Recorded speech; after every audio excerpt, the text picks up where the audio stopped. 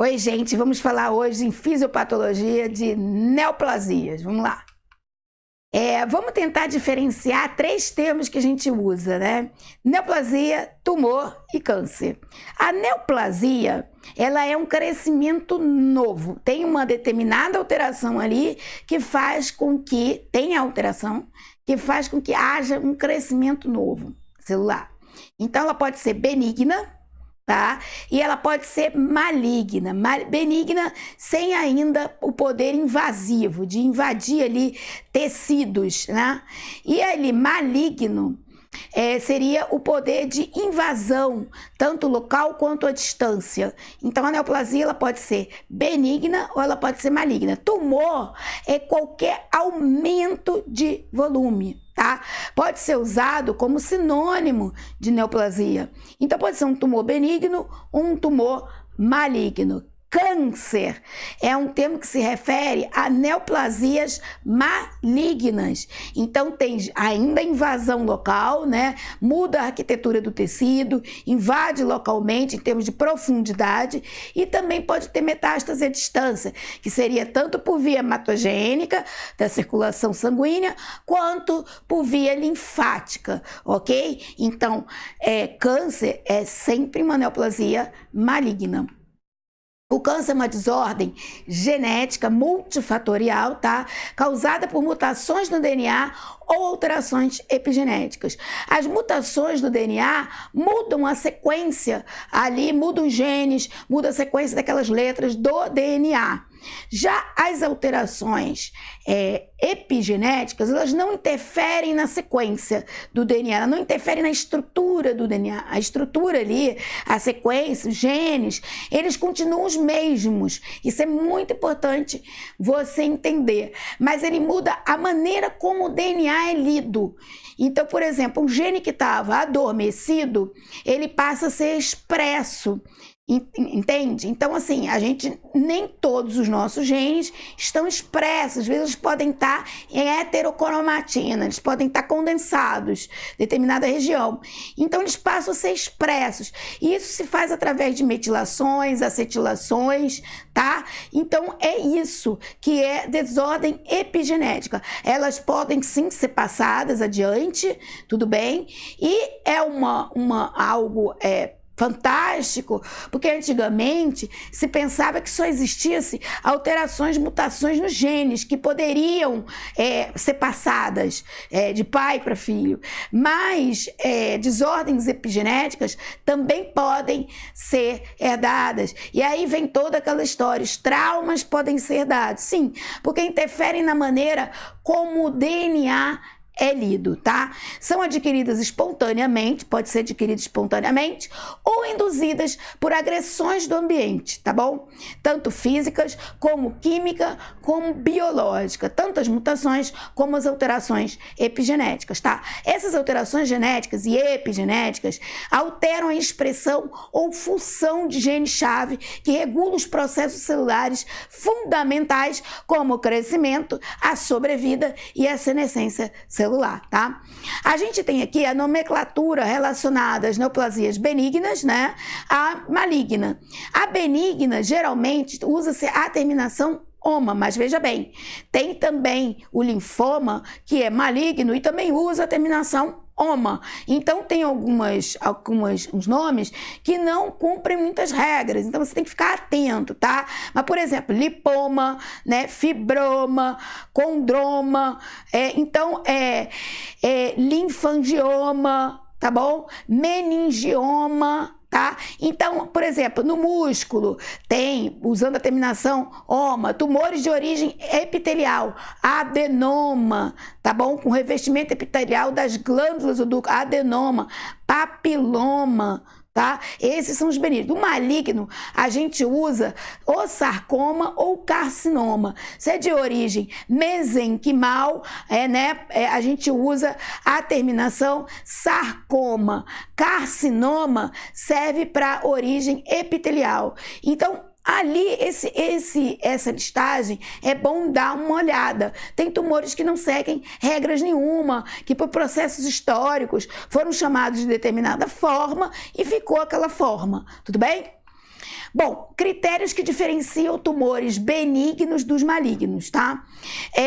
O tumor maligno, ele tem que apresentar pouca diferenciação, tá? Diferenciação e anaplasia. Isso é muito importante. Eu vou explicar com calma isso, tá? O ritmo de crescimento também diferencia benigno de maligno. A invasão local, o poder de mudar a arquitetura do local, o poder de profundidade que aquela neoplasia atinge. E a metástase, né? Que é a famosa implantação à distância de células neoplásicas, tudo bem? Malignas, né? A macroscopia e a nomenclatura, que a gente acabou de falar. Bom, diferenciação se refere ao grau de semelhança que as células neoplásicas têm com o tecido que deu origem. Isso é muito importante. O tumor, você pode pensar assim, mas o tumor não é diferente dessa... Não, não pense dessa forma. O tumor, sim, ele é diferente da célula original. Mas a gente diz que uma célula de um determinado tecido, ela é diferenciada. Ela tem a expressão, uma determinada expressão, de acordo com aquele determinado tecido. Então, ela é bem diferenciada, tá? É como se você pegasse o tecido de uma mucosa e comparasse com outro tecido do corpo. Então, eles são diferentes, eles são diferenciados. Então, eles fabricam, eles produzem proteínas de acordo com aquele tecido. A neoplasia maligna, ela vai se tornando cada vez mais indiferenciada. É ao contrário, tudo bem? Uma neoplasia maligna, ela é indiferenciada. Ela se afasta do tecido, é melhor você pensar assim, ela se afasta do tecido que a originou. Então, ela é diferenciada dele. Ela vai se afastando, ela vai se tornando mais indiferenciada. Então, ela vai se tornando mais anaplásica, ela vai se tornando mais sem características daquele tecido, devido às sequenciais mutações que ela sofre.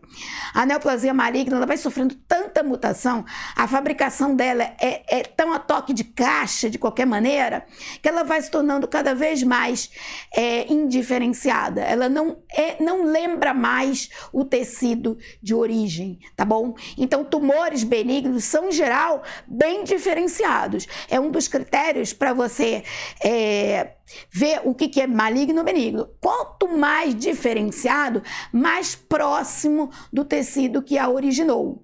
Então, mais benigno, tá? Então, formados por células que lembram as células maduras do tecido de origem da neoplasia.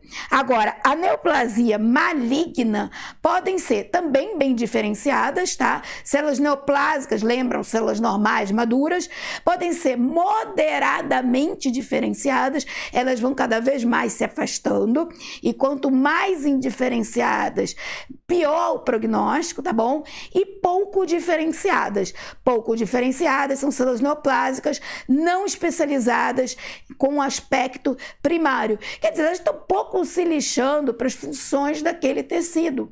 Tá bom? Elas não cumprem mais com aquilo, elas já sofreram tantas mutações, tantas indiferenciações, ela está anaplásica, ela tá... E um tecido que tem algum tumor muito maligno, ele é todo pleomórfico, né? Ele tem várias mutações, os núcleos são totalmente zoados, então as células neoplásicas malignas, elas vão se tornando cada vez mais, com o prolongar do câncer, mais indiferenciadas, tudo bem?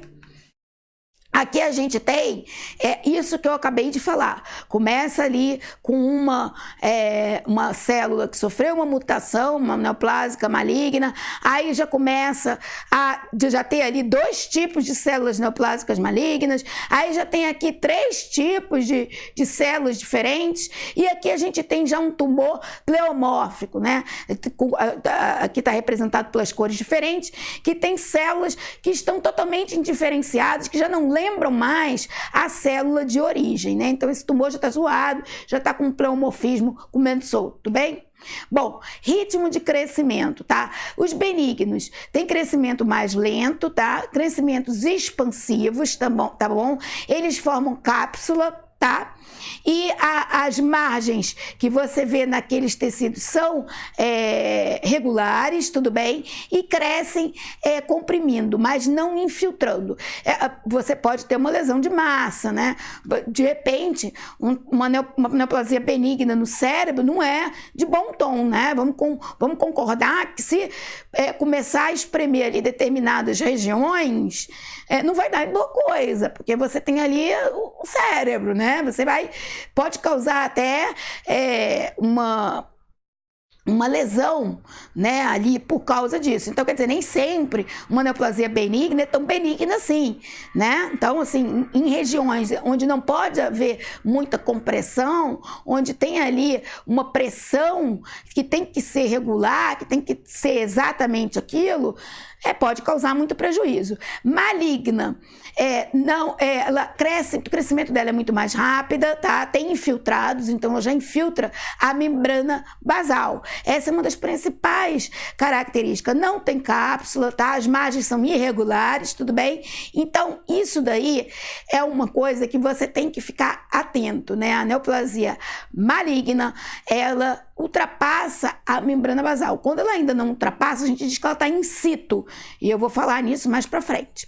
A invasão local. Somente células malignas adquirem potencial genético e molecular para invadir e, consequentemente, produzir metástase, tá bom? Então, os benignos, como são massas bem delimitadas, geralmente por uma cápsula, tudo bem? Então, o crescimento geralmente é mais lento, tudo bem? Ele é ordenado, ele é expansivo, mas não é invasivo, tá? E a invasão local é ausente. A maligno, ele vai invadir o tecido e pode também causar invasão à distância, que é metástase, tá? Tem geralmente crescimento rápido e é desordenado. Ali existe um pleomorfismo em termos também de estrutura celular, tá bom? Desprovido de cápsula, não tem mais cápsula, tá? Disseminado pelos tecidos vizinhos e distantes também, e tem alterações genéticas e moleculares, tá? Como eu te falei, tem um pleomorfismo, tudo bem? E é levado, né? Alterações em caderinas, em outros tipos de proteínas, tá bom? Aqui a gente tem um exemplo. O tumor benigno, que está lá do lado esquerdo, ele é bem delimitado, ele não invade a membrana basal, o crescimento é lento, ele não faz invasão à distância, tudo bem? E ele é bem diferenciado. Se você olhar ali a célula, ali o desenho da célula, ele é bem diferenciado, ele é parecido, ele é original ao tecido que o originou, ele é parecido, semelhante. Aqui a gente já vê que houve ali uma invasão da membrana basal do tecido, ele não é encapsulado, ele é mal delimitado, o crescimento é rápido, tem hemorragia e necrose. Gente, o câncer é uma doença inflamatória. Por quê? Porque leva a necrose celular. Leva a inflamação, porque o que está dentro da célula, quando é exposto para fora, lembra em imunologia, é o DAMP, né? Padrão de lesão tecidual, padrão de lesão de dano celular, né? Então, o que está dentro da célula vai para o meio externo e aí causa um processo inflamatório, porque o que estava dentro da célula não poderia estar ali no meio externo.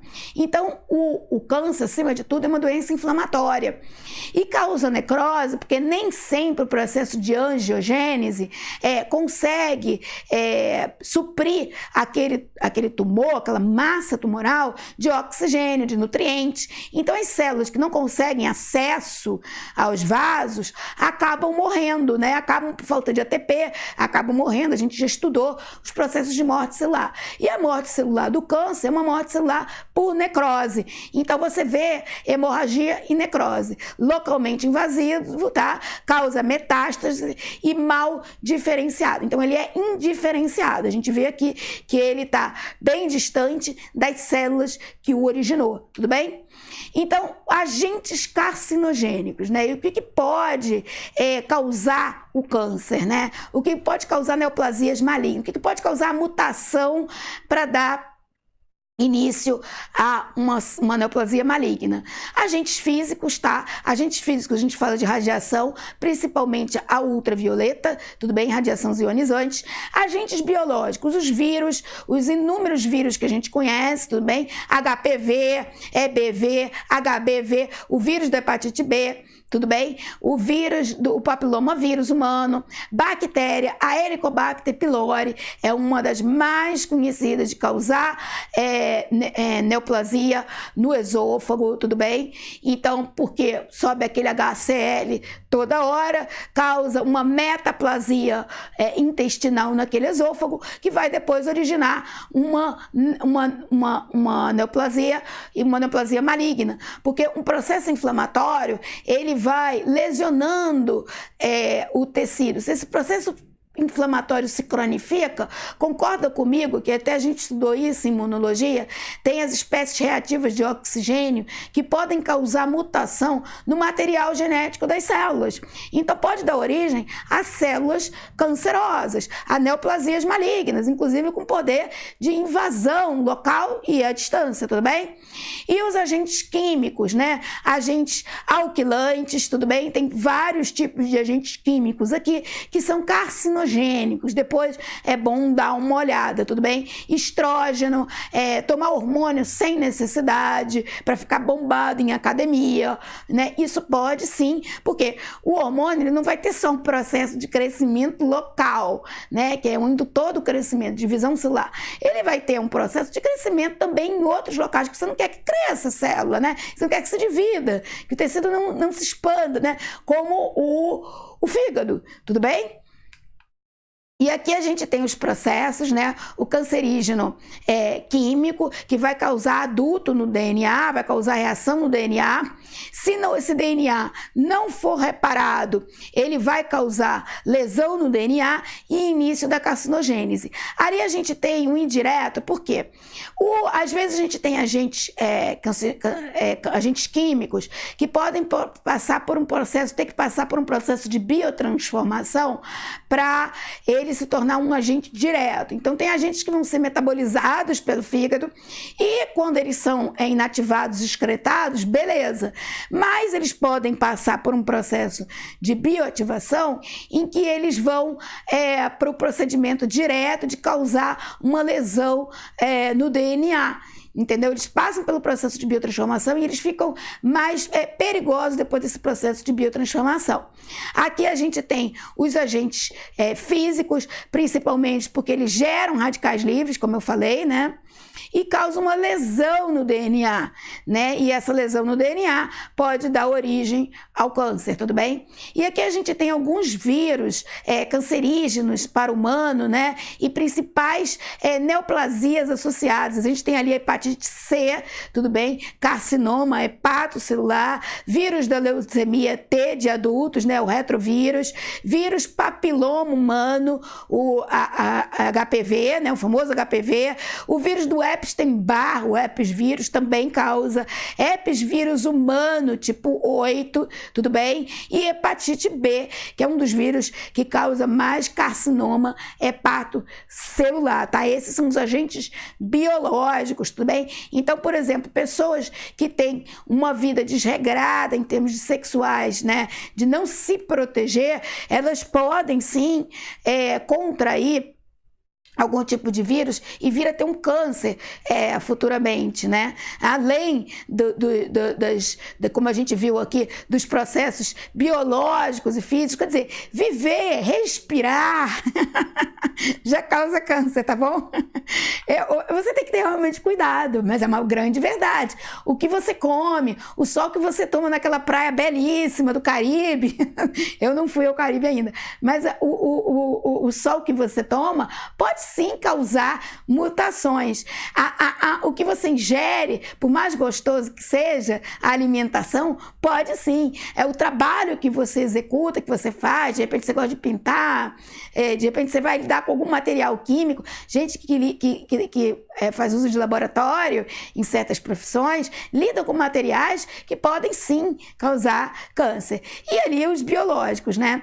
Bom, a carcinogênese tem uma fase pré-clínica. clínica, tá bom? Uma fase que é de iniciação, onde ocorrem as mutações, as primeiras mutações, tá?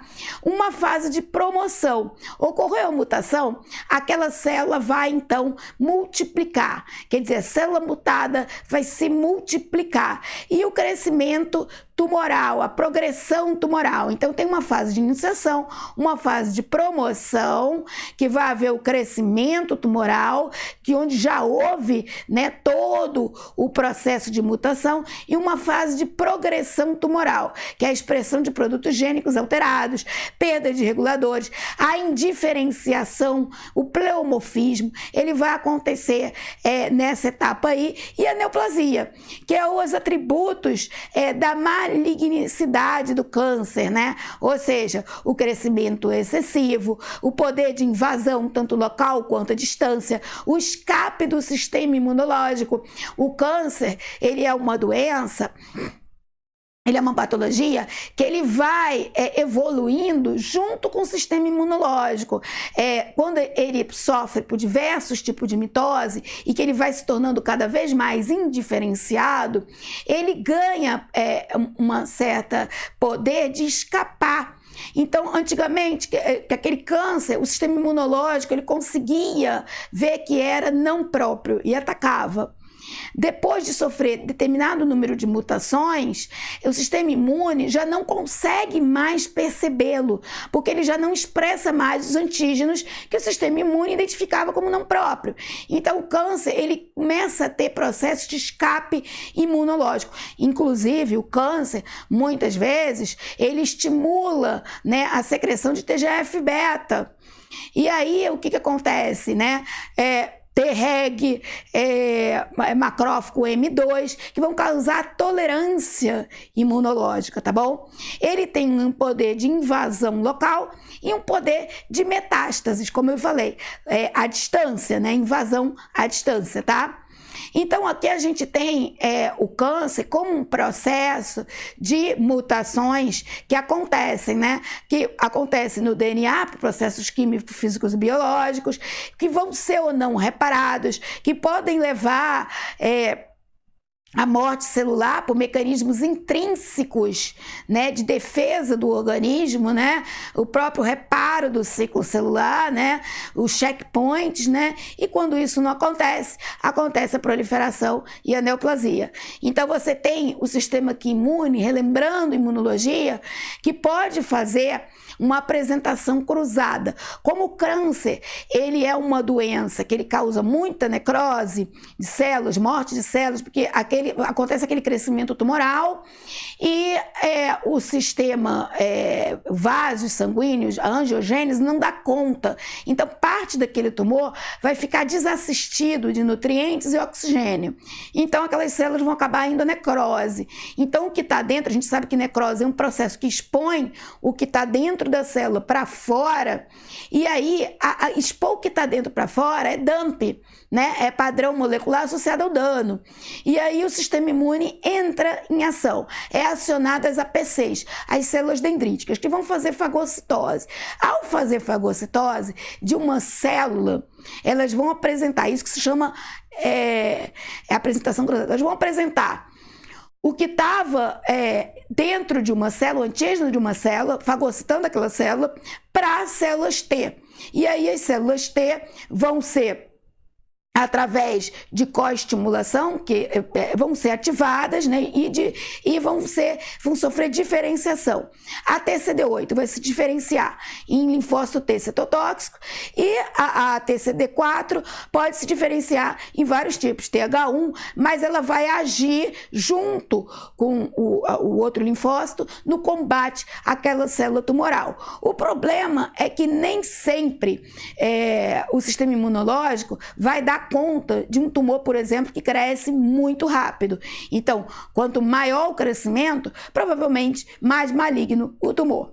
A gente tem aqui os processos, né? O que é detectado pelo sistema imune, só dando um parênteses do sistema imune para deixar vocês com a matéria entendida como um todo. Quando a gente fala que o sistema imune também combate o câncer, como ele tem mecanismo de escape do sistema imune, é isso, tá? Ele pode não apresentar mais antígenos ao sistema imune, né? O sistema imune não detectar mais esses antígenos do câncer como não próprio, porque ele já sofreu vários tipos de mutação e esses são os mecanismos de escape. Então, ele vai sofrer mutação de oncogene, né? Gene supressor de tumor, ele vai ter proteínas expressas de maneira aberrante, né? Às vezes é um tumor de paratormônio e vai expressar demais aquele tipo de tumor, né? Que é um tumor de paratireoides, né?